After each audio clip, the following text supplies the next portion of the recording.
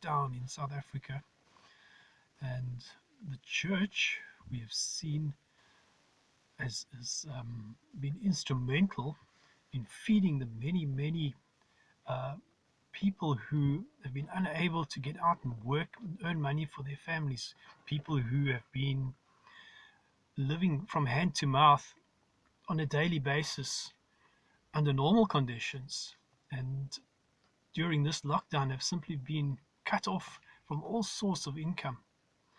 And we've seen that the ones who care the most in the community has turned out in the long run to be the church. And the church is continuously and consistently making efforts to see that the people who have not been reached with food and with whatever financial help can be done, and medical help and counseling, that those people have been reached. And the good thing is that the Holy Spirit in us does not rest or become tired or apathetic, or say that, well, we've done our bit, we can stop now, because the needs are still there, and the Holy Spirit, who is God, knows that those needs are still there. So working in the children of God, the Holy Spirit will keep pushing us and telling us and leading us and guiding us, and putting in us an urgency to go and look for the people who need help.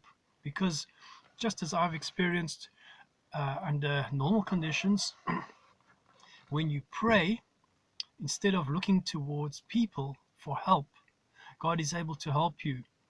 And it's very tempting and easy to go and ask people for help, which basically puts you in the same category as those people standing at the robots that you despise. You call them beggars. But when you ask for someone for help, you are doing the same thing as them. Now, perhaps there's nothing wrong with asking for help when you need help. And the church is the place where we find help so often.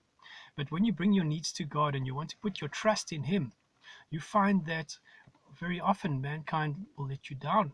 And the people you turn to can't help you. They're tired of helping you. They've got nothing more to give. They're emotionally worn out with you. But God is always able to keep coming back with continuous help. And no matter what the circumstances under normal conditions, God has met our needs, as we have lived largely by faith for the last 3.5 years. And in this time of lockdown, the experience of knowing the faithfulness of God in the past has led me to see that even when nobody's allowed to move around and everything is closed and most people are not earning any money, they're losing money and using money, if you trust in God, He is still able to help you. The circumstances do not affect God.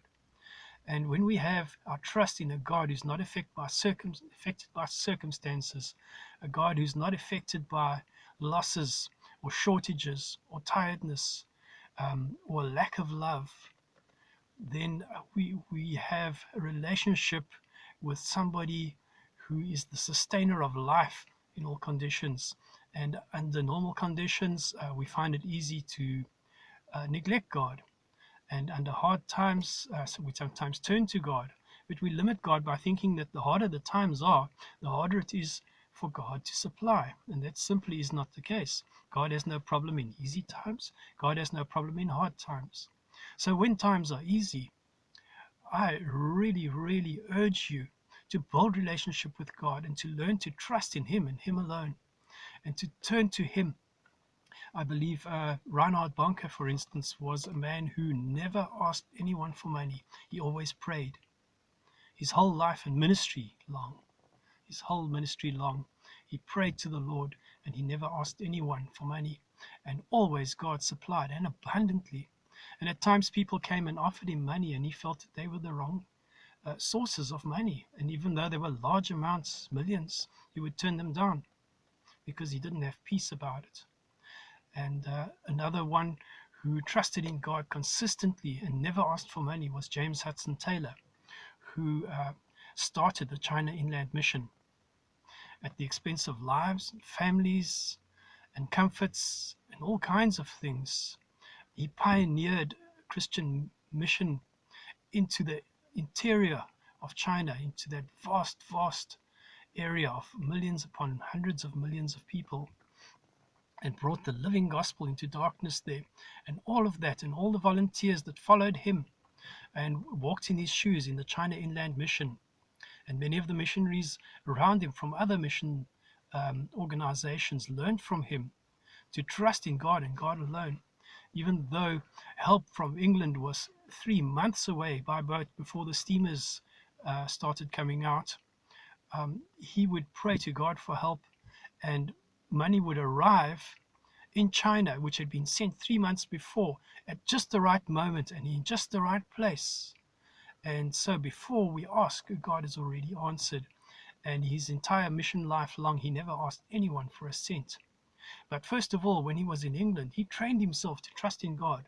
When he was studying for ministry and learning his pharmaceutical and medical practices, he went into digs at a very, very low income area, and he learned to live on basically nothing, and he taught himself to eat very frugally and save everything that he had for helping other people.